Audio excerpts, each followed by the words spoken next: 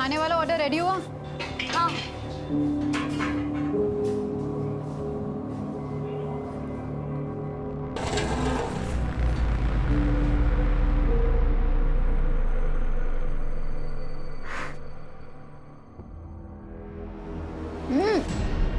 तूने फिर अपनी अकल लगाई? ये क्या भर भर के दालचीनी डाल दी है इसमें? ठीक तो बना है, मैंने खुद भी टेस्ट किया है। तेरी जुबान को ना जायके का इल्म है ना बोलने का, और अगर सुनने की आदत नहीं है तो अपना बोरिया बिस्तर बांध और गांव चला जा। थोड़ा केवड़े का डालेंगे तो दालचीनी की हीट कम हो जाएगी। अच्छा, इतना ही पता था तो तू क्या कर रही थी यहाँ खड़े खड़े? कुछ काम के नहीं हो दोनों। और ये बिरयानी भेज के मैं मेरा नाम बर्बाद नहीं करने वाली, ताकि चौराहे पे बांट दो इसको। काम करो अपना।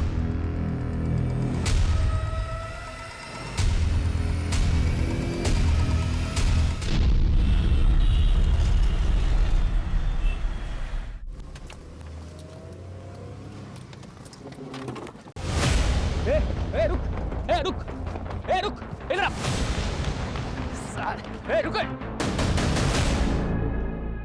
साले तुझे बड़ा शौक है ना लड़की बनने का, हैं? अभी तुझे तेरा बताते किसे कहते हैं। साले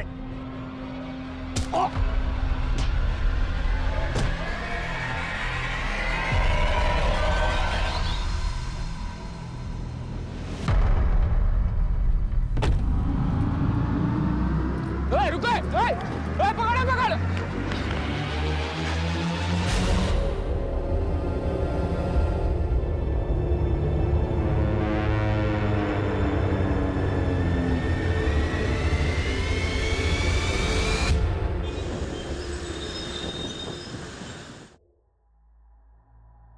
हिना जी, 5 नवंबर को हमारी कंपनी एक बड़ा इवेंट ऑर्गेनाइज करने जा रही है।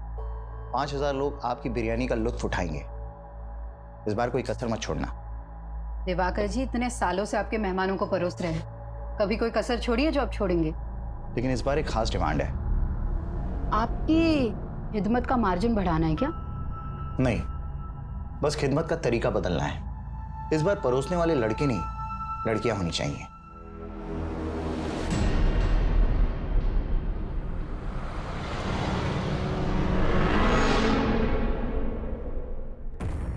माफ कीजिएगा दिवाकर जी, मैं आपकी डिमांड पूरी नहीं कर सकती। ये मेरे उसूलों के खिलाफ है। हिना जी, अपनी पुरानी सोच का नकाब उतारिए। अब इसमें कोई बुराई नहीं है। मैं बखूबी जानती हूँ आप कितने शरीफ हैं, लेकिन मुझे ये बेहूदगी पसंद नहीं। उनको कभी कुछ पसंद नहीं आता इरफान, तंग आ गई मैं उनसे। 5 नवंबर को पुणे वाले इवेंट में हिना मैडम बिरयानी सप्लाई करने वाली है ना? हाँ, तो हम क्या करें, इसमें हमारा क्या भला होने वाला है? फिलहाल तो थोड़ा प्रेशर कम हो सकता है। मतलब ये कि 5 नवंबर को मैं तुम्हें एक स्पेशल तोहफा देने वाला हूँ। गम और खुशी भी तोहफे हैं जिंदगी के, सबको मिलते हैं। पर कुछ तोहफे ऐसे होते हैं जिन्हें अनरैप करने की हिम्मत नहीं होती हम में। लेकिन अब मैं ये हिम्मत करना चाहती हूँ। मैं वो नकाब अब उतार देना चाहती हूँ। दुनिया को दिखा देना चाहती हूँ कि मैं भी पत्थर नहीं हूँ।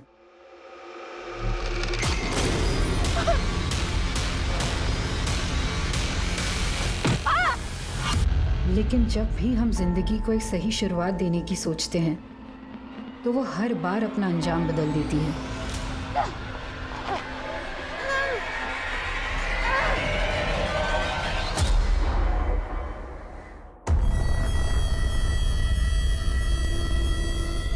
उस्मान, गेट खोल। उस्मान, एक मिनट। बोल रहा। कहाँ तेरा भाई? अरे उस्मान, कहाँ अंदर घुसे जा रहे? अरे ए उस्मान, बाहर निकल। उस्मान नहीं है यहाँ पर। कहाँ तेरा हिजरा भाई? हैं? साला हमारी गाड़ी लेके भागा है। बोल दे लौटा दे, वरना जो उसके साथ नहीं कर पाए ना वो तेरे साथ करेंगे। आई समझ? साला हिजड़ा, चल।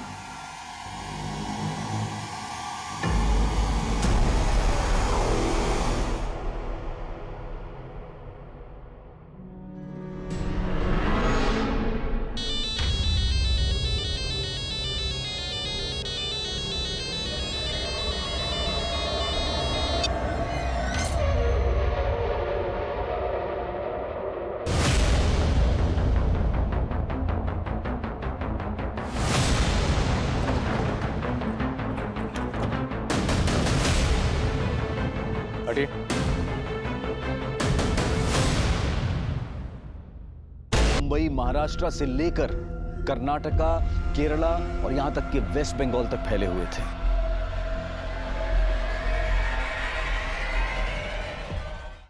सादिक, आ गया बेटा? सादिक, ये चोट कैसे लगी तुझे? बाइक फिसल गई थी अम्मी। अरे तो डॉक्टर को दिखा के आता था। उसकी जरूरत नहीं थी, कर लूंगा। कहाँ गया था तू? कल सुबह से घर से निकला था और अब लौट रहा है। क्यों मरा जा रहा है उस लड़की के लिए?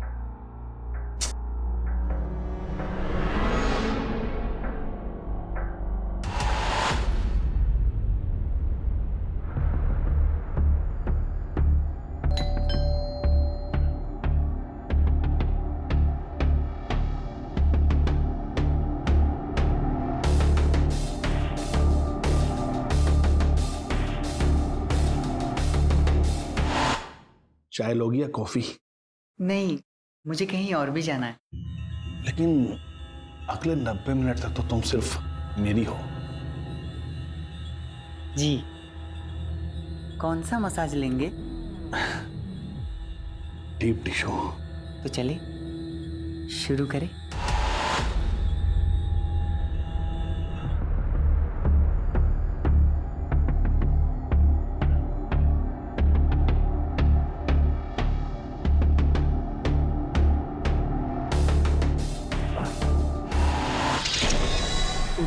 अरे ये मेरा हाथ क्यों बांध रहे?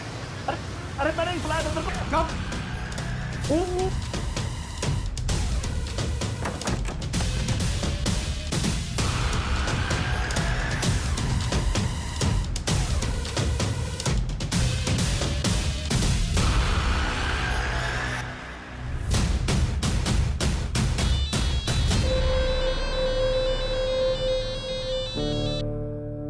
हेलो। उस्मान कहाँ है तू? हाँ दीदी, मैं थोड़ा काम में फंसा हूँ, मैं आपको कॉल करूँ? देख, झूठ मत बोल। और ये गाड़ी किसकी उठाई तूने? अरे दीदी, मैं झूठ क्यों बोलूँगा आपसे? अच्छा, आप थोड़ी देर रुको ना, मैं आपको कॉल करता हूँ, ठीक है? बाय दीदी। अरे उस्मान सुन।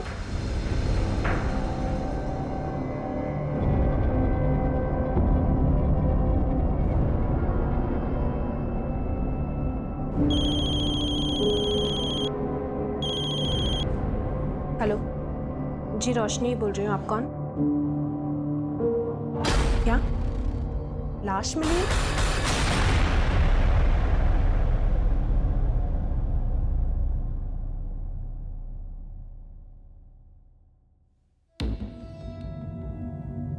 सर, इस औरत के सर और माथे पे जो जख्म है उसमें स्टोन के कुछ टुकड़े मिले हैं। मतलब इस औरत के सर पर किसी भारी पत्थर से लगातार वार किया गया। लेकिन इस औरत के नेक बोन में भी फ्रैक्चर है और हत्या गला दबाकर ही की गई है। और इसकी हत्या तकरीबन 60 से 65 घंटे पहले हुई होगी। 60 से 65 मतलब 5 नवंबर को। रेप के कुछ हैं? नहीं सर, ऐसा कुछ नहीं। पर हाँ, इसके पेट में प्रेगनेंसी के मार्क्स हैं। शायद 2 या उससे ज़्यादा बार डिलीवरी हुई है। मतलब ये औरत शादीशुदा हो सकती है? जी सर। माँ, बीवी, बहन, बेटी, मैंने औरत की जिंदगी का हर रिश्ता जिया, लेकिन मेरा वजूद हमेशा प्यासा रहा, उस प्यार का जो हमेशा मुझसे छीन लिया गया। मिजाज ही बदल दिया तुमने।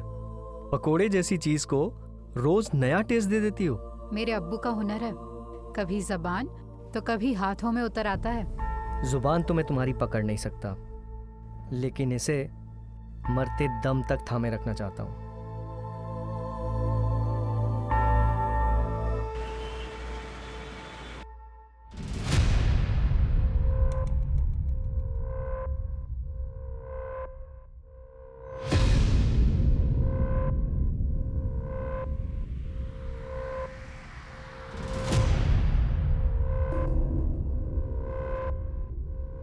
ये नहीं जी, वो नहीं।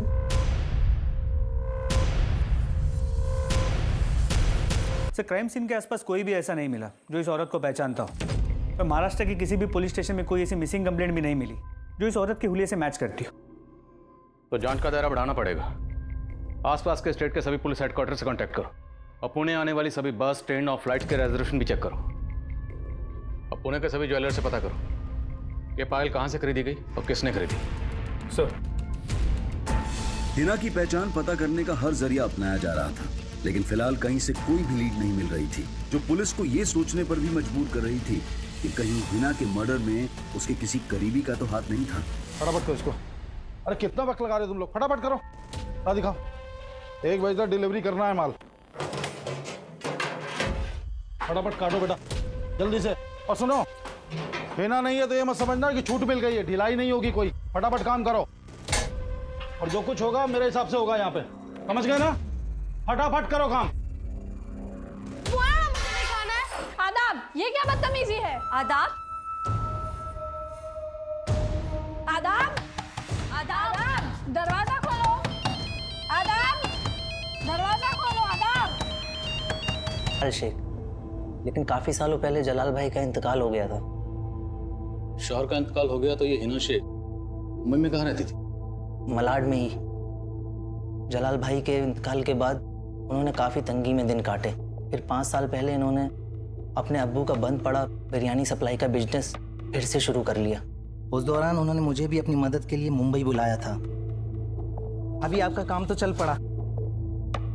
इस बार पिछले महीने से भी ज़्यादा प्रॉफिट हुआ है। अच्छा, इसमें आपकी भी मेहनत है।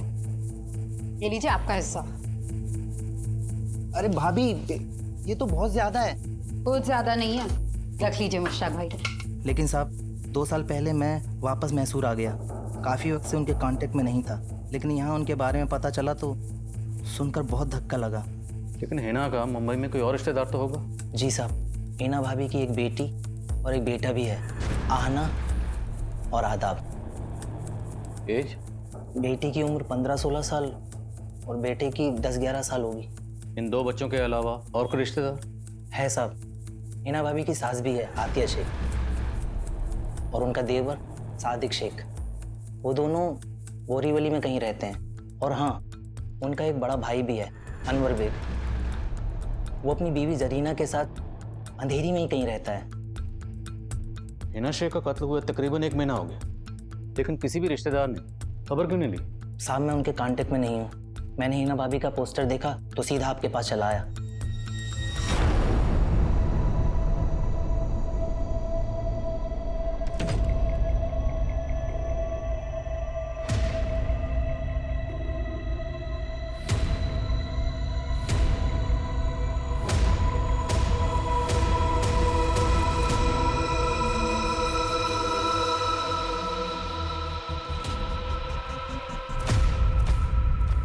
आपको गलतफहमी हो रही है सर।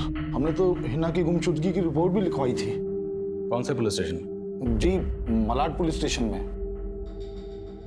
FIR भी लिखवाई है सर, ये देखिए। आपने FIR में लिखवाया कि हिना 5 नवंबर की सुबह नासिक गई थी। हाँ, वो आना से नासिक के बारे में बोल के निकली थी। लेकिन हमें हिना की लाश यहाँ 6 नवंबर को पुणे में मिली। हिना पुणे क्यों आई होगी? यहाँ कोई है जिससे मिलने आई होगी? सर, पुणे में LNC नाम की एक इवेंट कंपनी है। अम्मी इनके इवेंट्स में बिरयानी सप्लाई करती थी। 5 नवंबर का भी ऑर्डर था, पर घर से निकलते वक्त अम्मी बोली कि वो नासिक जा रही है। आदा, बेटा मुझे काम से नासिक जाना, आने में देर हो जाएगी। दोनों भाई बहन लड़ना मत। पर अम्मी, आज तो 5 नवंबर है ना। पूना के इवेंट में बिरयानी का ऑर्डर था और आप नासिक जा रहे हो। तो मेरी काम की बातों पर गौर करना बंद कर दे और अपनी पढ़ाई पे ध्यान दे। शरारत नहीं।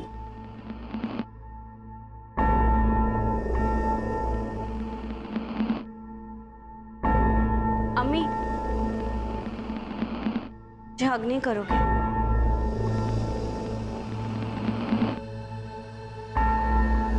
चलती हूँ, दोनों लड़ाई मत करना।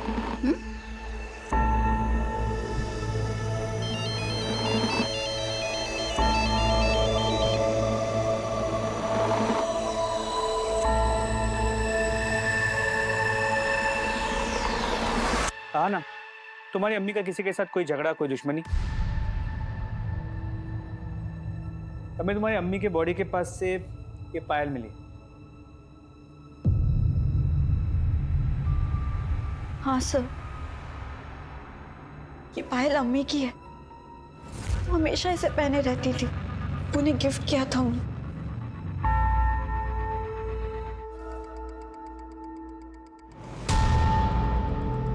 सर, क्या मैं ये पायल ले जा सकती हूँ?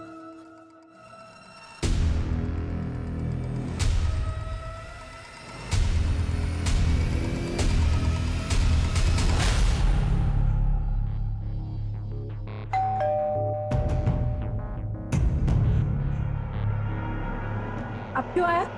जा, मुझे बहुत काम है ना, बहुत काम मिल गया। जा काम कर। अरे दीदी नाराज क्यों होते हो? आपके सिवाय कुछ है क्या मेरा? अच्छा चल, मक्खन मत लगा, आजा अंदर। अच्छा दीदी, रफीक भाई कहाँ है? क्या हुआ दीदी? सब ठीक तो है ना? अब तू ये सब छोड़ ना, चल तू बैठ, मैं तेरे लिए अभी चाय पानी लेकर आती हूँ, ठीक है?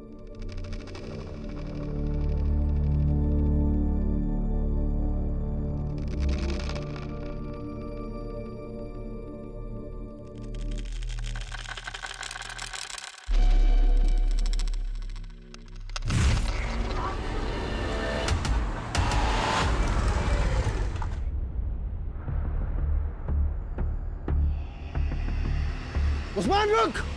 उस्मान!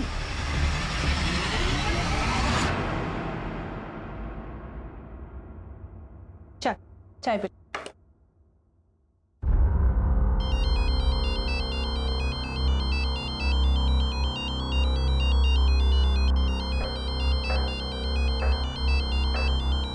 तो चाय पी, मैं आती हूँ। हेलो, हाँ जी बोलिए। बंका? जी नहीं, मैं किसी बंका को नहीं जानती इंस्पेक्टर साहब।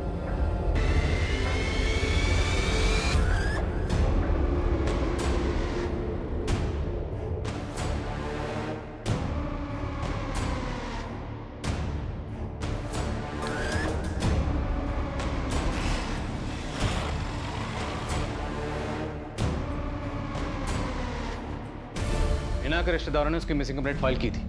हमें इस बारे में क्यों नहीं पता चला? तो चूक लोकल पुलिस की, शायद उन्होंने ध्यान नहीं दिया। हमने हिना की फोटो को सर्कुलेट कर रखा है, तो उनसे बात करके ऐसा लगा कि शायद उन्होंने हिना को ठीक से ढूंढने की कोशिश भी नहीं की। पर अब हमें कोई चूक नहीं करनी। हमें किसी भी कीमत पर हिना के कातिल को ढूंढना है। हिना 5 नवंबर को अपने घर से बेटी को ये कह के निकली कि वो नासिक जा रही, जबकि हमें हिना की लाश 6 नवंबर को पुणे में मिली। मामला कुछ समझ में नहीं आ रहा।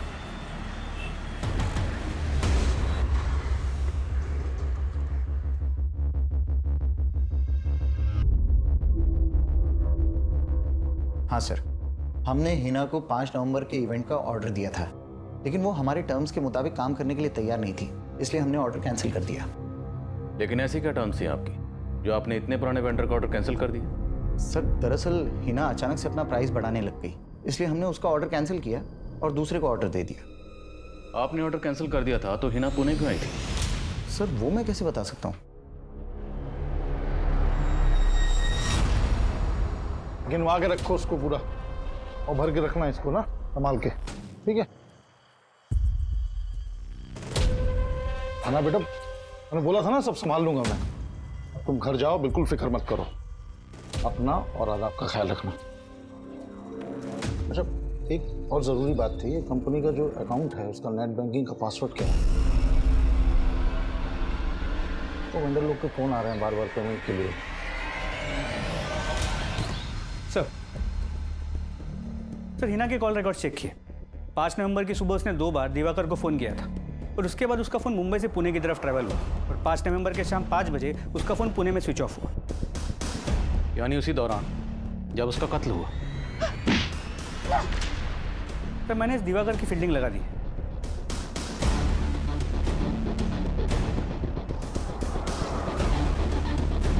और सर इस दिवाकर के बारे में कुछ पता भी चला है। करीब 1 साल पहले इसने हैदराबाद में एक इवेंट किया था जहां पर रेड पड़ी थी।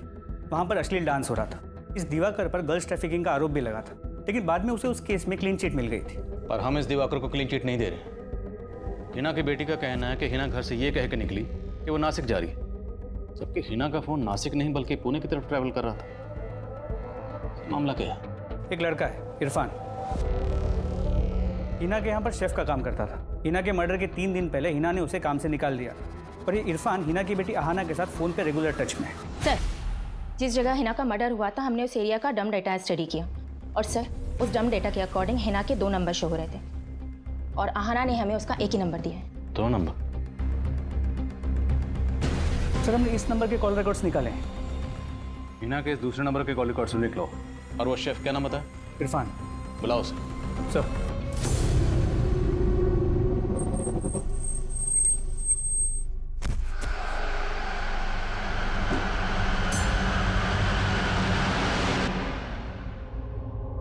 सर मानता हूँ कि हिना मैडम ने मुझे जॉब से निकाल दिया था, लेकिन मैंने कुछ नहीं किया है। जॉब से क्यों निकाल? ये नहीं बताएगा?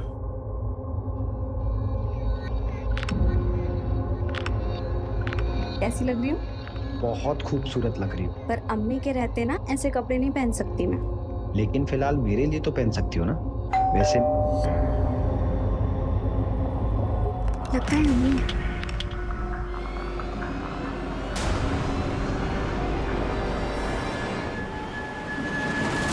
इतनी क्यों देर कर दी तुमने? अम्मी वो मैं वॉशरूम में थी। अच्छा,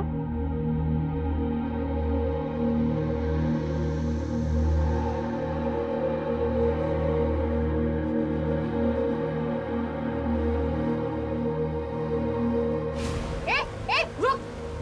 इरफान,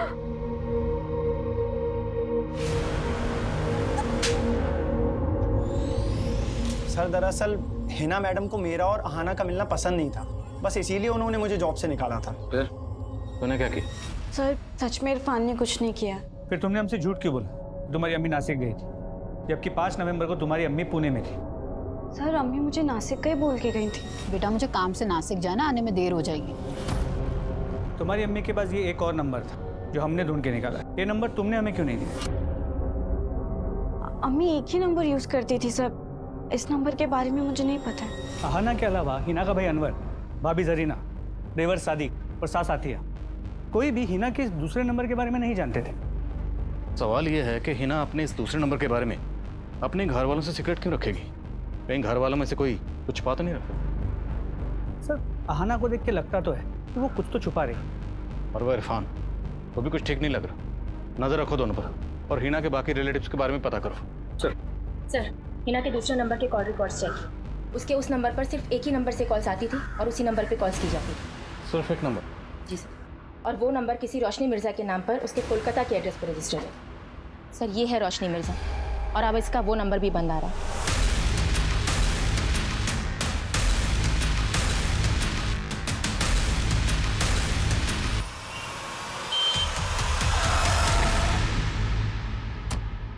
सर आप जिस रोशनी मिर्जा से मिलने आए हैं उसने करीब 1 महीना पहले 3 नवंबर को अपने पति रफीक मिर्जा की मिसिंग रिपोर्ट फाइल की थी और कुछ दिन पहले हमें रफीक की लाश मिली थी।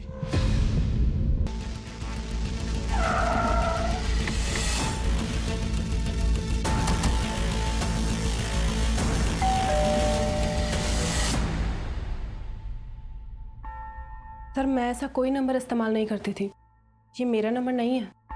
लेकिन ये नंबर आपके नाम पर रजिस्टर्ड है और इस नंबर से मुंबई में एक हिना नाम की औरत से लगातार बातें हो रही थी।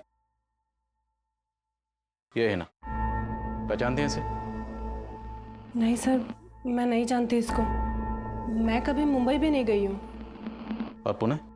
नहीं सर, मैं कभी बंगाल से ही बाहर नहीं गई हूँ।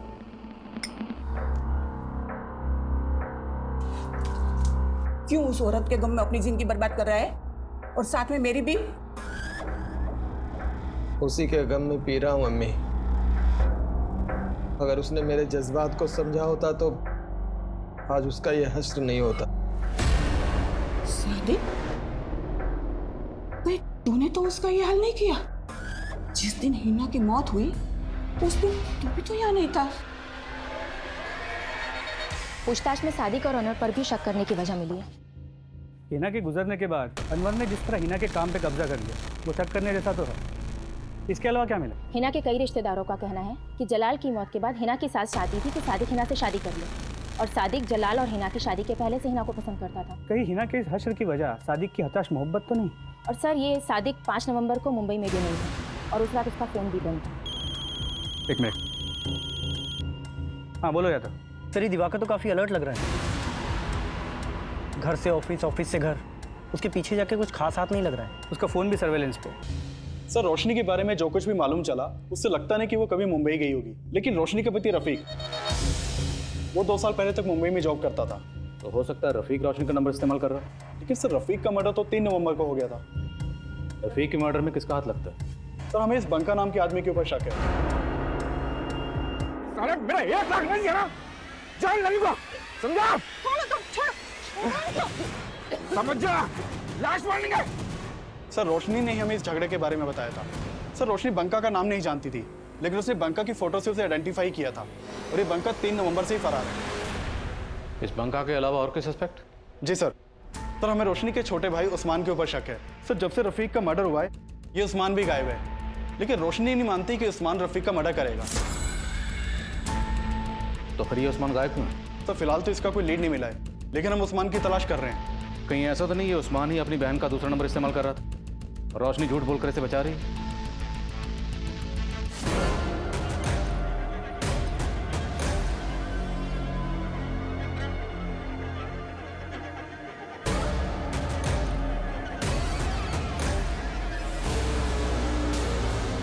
मैं मानता हूँ कि मैं हिना से निकाह करना चाहता था, लेकिन हिना तुझसे शादी नहीं करना चाहती थी। ये बात तुझसे बर्दाश्त नहीं हुई। ऐसा कुछ नहीं किया है सर। कुछ शाम तू कहा था जिस दिन हिना का मर्डर हो? लोनावाला में अपने दोस्तों के साथ। तू लोनावाला में नहीं, पुणे आया हुआ था। तू जानता था कि हिना पुणे आई हुई है। अब ये बता कि हिना के दूसरे नंबर की कहानी क्या है और ये रोशनी का इस मर्डर से क्या लेना है? मैं किसी रोशनी को नहीं जानता सर, और ना ही हिना के किसी दूसरे नंबर के बारे में। मैं कह रहा हूँ मैंने कुछ नहीं किया है। साहब मेरे सादिक ने कुछ नहीं किया, और वो तो ये निकाह करना चाहता भी नहीं था, बल्कि मैं चाहती थी कि हिना का निकाह सादिक से हो।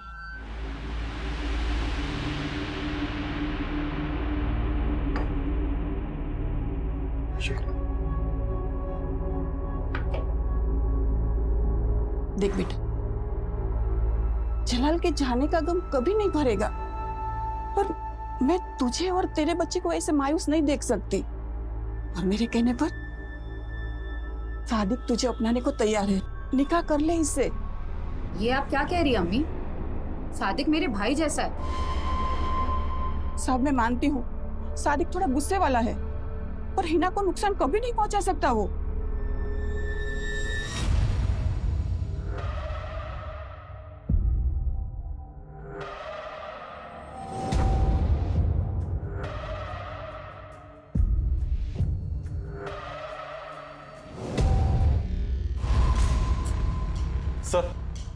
सर आप मान रहे थे कि उस्मान रोशनी का दूसरा नंबर यूज कर रहा होगा, लेकिन यहाँ तो उस्मान का भी मर्डर हो चुका है।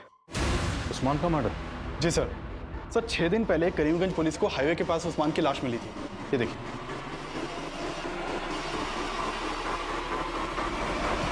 सर मैं मानता हूँ कि हिना ने मुझे एक्सपोज करने की धमकी दी थी, लेकिन उसके मर्डर में मेरा कोई हाथ नहीं है। सर सर उस्मान बचपन से ही किन्नर था, लेकिन ये हमने हमेशा छुपा कर रखा। पर पैसों की तंगी से लड़ने के लिए वो औरत के भेस में। तो तुम ये जानती थी कि उस्मान औरत के भेस में जुर्म कर रहा था? रफीक भी जानता था? उन्हें तो ये भी मालूम नहीं था कि वो किन्नर था, पर एक दिन उन्होंने उसको देख लिया। उस्मान रुक! उस्मान! रफीक ने मुझे सब बता दिया था, और इस बात को लेकर उस दिन बहुत झगड़ा भी हुआ था। तुम दोनों ने मुझसे इतनी बड़ी बात छुपाई। ये किन्नर है और मेरी बीवी है किन्नर की बहन। पर जीजाजी इसमें दीदी का कोई कसूर नहीं है। मेरा तुझसे कोई वास्ता नहीं है, और दोबारा अपनी शक्ल मत दिखाना मुझे। रफीक ये क्या कर रहे तुम? दीदी को हाथ कैसे लगाया? छोड़ छोड़ रफीक छोड़। लेकिन मैंने किसी तरह उस्मान से कसम ले ली कि अब वो कोई बुरा काम नहीं करेगा। लेकिन जब रफीक गायब हुए तो क्या? जब रफीक गायब हुआ तो क्या हुआ? सर मुझे पता था कि उस्मान ने ही रफीक को। तुम कहना चाहती हो उस्मान ने रफीक को मारा? सर मुझे शक था, और मेरा वो दूसरा नंबर वो भी उस्मान ही इस्तेमाल कर रहा था। तो उस्मान हिना को जानता था? सर, इस बारे में तो मुझे कुछ मालूम नहीं है। अगर ये रोशनी सच बोल रही है तो उस्मान हिना को इतने कॉल क्यों कर रहा? कहीं ऐसा तो नहीं कि हिना को भी उस्मान ने, उस्मान जिसका इनके साथ काम कर रहा था, उन लोगों के बारे में कुछ पता चला? सर उनकी तलाश जारी है। लेकिन रफ़ीक के मर्डर का एक और सस्पेक्ट है, बंका। अगर रफ़ीक का मर्डर उस्मान ने किया है तो बंका क्यों गायब है? कहीं ऐसा तो नहीं ये रोशनी उस्मान का नाम लेकर बंका को बचा रही है? लेकिन सर हमें बंका और रोशनी के बीच में ऐसा कोई भी कनेक्शन नहीं मिला था। ये हमें गुमराह करने की चाल भी हो सकती है। हो सकता है बंका रोशनी का दूसरा नंबर इस्तेमाल कर रहा हो। ये बंका कहाँ फरार है, उस पर कोई लीड? सर बंका का फोन 7 नवंबर को केरल में बंद हुआ था। मैंने केरल पुलिस को बंका की फोटो भेजी थी, लेकिन अभी तक कुछ पता नहीं चला। बंका का फोन जिस एरिया में बंद हुआ, मुझे उस एरिया की डिटेल दो और इस रोशनी पर नजर रखो। सर। हाँ ना बेटा, ये गलत फहमी अपने दिमाग से बिल्कुल निकाल दो कि हमें हिना के बिजनेस का कोई लालच है। हम दोनों यहाँ तुम लोगों के साथ सिर्फ इसलिए हैं क्योंकि हमें लगता है कि हमसे बेहतर परवरिश तुम्हारी कोई और नहीं कर सकता है। हाँ बेटा, हम तुझ पर कोई रोक टोक भी नहीं लगाएंगे। माना कि मुझे अम्मी की रोक टोक पसंद नहीं थी, लेकिन आप लोगों का जबरदस्ती का प्यार दिखाना ना बहुत इरिटेटिंग लग रहा है। अनुज, मैं तुम्हें एक बंका नाम के आदमी की डिटेल्स भेज रहा हूँ। इस बंका का फोन 7 नवंबर को केरला में स्विच ऑफ हुआ था। अपने खबरों को काम पे लगाओ और जरा इसकी डिटेल निकलो।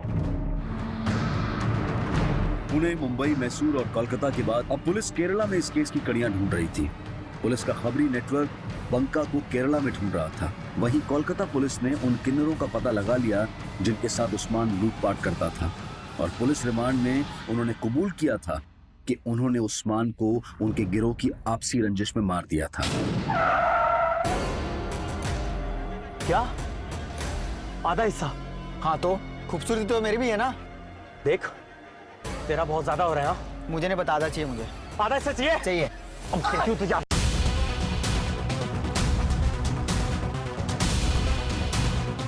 रफीक,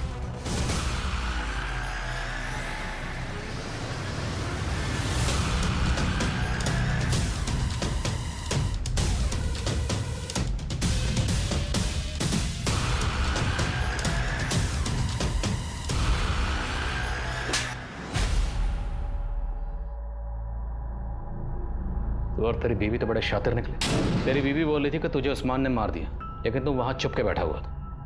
अपनी बीवी के नंबर से हिना को तू ही कॉल करता था ना? नहीं सर, सिर्फ मैं ही नहीं, हिना भी मुझे कॉल किया करती थी। 2 साल पहले तक मैं मुंबई में जॉब कर रहा था। हिना की बिरयानी अक्सर मेरे ऑफिस में सप्लाई हुआ करती थी। हिना, ये लीजिए आपकी पेमेंट का चेक। शुक्रिया। शुक्रिया तो मुझे भी कहना चाहिए। आपकी बिरयानी वाकई बहुत लजीज है। फिर हम अक्सर मिलने लगे। जलाल को खो देने के बाद मैंने अपनी जिंदगी को एक दायरा दे दिया था। सोचा सिवाय अपने बच्चों की खुशी के और कुछ नहीं सोचूंगी। हिना, तुम्हें भी अपने बारे में सोचना चाहिए। मैं भी अपने बारे में अब सोचना चाहता हूँ। तुम कहना क्या चाहते हो रफीक? देखो, हम दोनों एक दूसरे से बहुत प्यार करते हैं। क्या तुम नहीं चाहती कि हम दोनों की शादी हो? मैं तुम्हारी फीलिंग्स की रिस्पेक्ट करती हूँ रफीक, लेकिन मैं शादी नहीं करना चाहती। फिर मेरे पेरेंट्स ने मेरी शादी रोशनी से करवा दी। कोलकाता में मैंने जूते की दुकान डाली। सोचा काम में डूबा रहूंगा तो हिना को भुला दूंगा। सर, मेरा बिजनेस नहीं चला। एक दिन काम के सिलसिले में मुंबई गया तो न चाहते हुए मैं हिना को कॉल कर बैठा। रफीक, मैंने भी तुम्हें भूलने की बहुत कोशिश की, पर नहीं हो सका। मैं अब तुम्हें मेरी जिंदगी से दूर जाने नहीं दे सकती। हम दोनों पर अजीब सा पागलपन सवार हो गया था। हम दोनों और ज़्यादा मिलने लगे। इतना ही नहीं, वो मेरी पैसों से भी मदद करने लगी, लेकिन मेरी बीवी का नाम सुनते ही वो बौखला जाती थी। तुम मुझसे प्यार करते हो या अपनी बीवी से? बीवी तो मैं तुम्हें ही बनाना चाहता, लेकिन तुमने मेरा प्यार कहाँ समझा? रफीक, मैं मानती हूँ कि मेरी गलती थी, लेकिन अब मैं तुम्हें खोना नहीं चाहती। तुम अपनी बीवी को छोड़ दो। अच्छा, तुम छोड़ सकती हो अपने बच्चों को मेरे लिए? ठीक है, हम अब नहीं मिलेंगे, लेकिन तुम्हें वो मेरे सारे पैसे वापस करने होंगे जो तुमने मुझसे लिए थे, वरना तुम्हें मोलेस्टेशन के चार्ज में अरेस्ट करवा दूंगी। उसका वो रूप देखकर मैं हैरान हो गया। मैं भी उससे छुटकारा पाने का एक रास्ता निकाल लिया। तुमने इस सब के बारे में अपनी बीवी को बताया और तेरे इस प्लान में तेरी बीवी भी शामिल हो गई। सर, रफीक तो मुझे किन्नर की बहन बोलकर हमेशा छोड़ने के ताने देते थे, लेकिन फिर अपने और हिना के रिश्ते की सच्चाई बताकर भी मेरा साथ हमेशा देने का वादा भी किया। सर, रोशनी साथ हो गई तो मैंने हिना को कॉल करके झूठ मूठ का बोला कि रोशनी मेरा साथ छोड़ने के लिए तैयार, इसके बदले उसे 5 लाख रुपए चाहिए। हिना मान गई और मैंने बंका को भी साथ में ले लिया। और बंका भी तैयार हो गए? सर मुझे बंका का उधार देना था और उसे उन पैसों से दुबई जाना था, तो मैंने बंका पर प्रेशर डाला कि तू मेरा साथ दे। हिना 5 नवंबर को 5 लाख रुपए लेकर मुझसे मिलने पुणे आ गई। ये लो।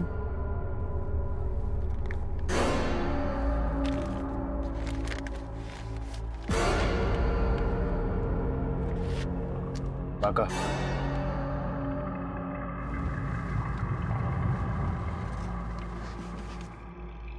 गाड़ी क्यों रुकवाई तुमने?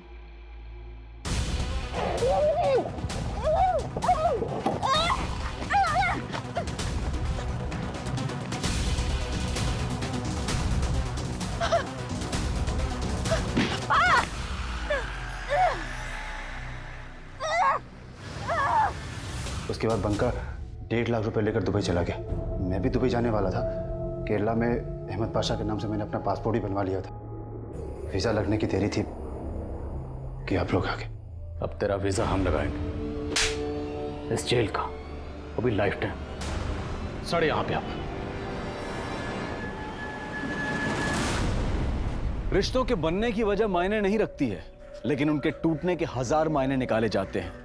छिप छिप कर मिलना रिश्ते की मजबूरी हो सकती है, लेकिन ये सोचने की जरूरत है कि जिस रिश्ते को हम दुनिया के सामने नहीं ला सकते हैं, वो रिश्ता हमेशा हमें डर की जिंदगी देता है। इसलिए दुनिया की परवाह करने से बेहतर है कि हम अपनी परवाह करें। अगर हिना ने वाकई अपनी परवाह की होती तो वो शादीशुदा रफीक को अपनी जिंदगी में वो जगह नहीं देती जो उसने दे दी थी। और यही वजह थी जिसने रफीक के हौसले इतने बुलंद कर दिए कि वो धोखे और फरेब का एक ऐसा खेल रच बैठा जिसने हिना को हमेशा के लिए खामोश कर दिया। अब मैं अनूप सोनी आपसे विदा लेता हूं। फिर मुलाकात होगी क्राइम पेट्रोल सतर्क के ब्लैक हेडलाइंस अध्याय में एक और नए केस के साथ। और याद रखें, क्राइम और आपके बीच में सिर्फ इतना फर्क है कि आप कितने सतर्क हैं। सतर्क रहें, सुरक्षित रहें। जय हिंद।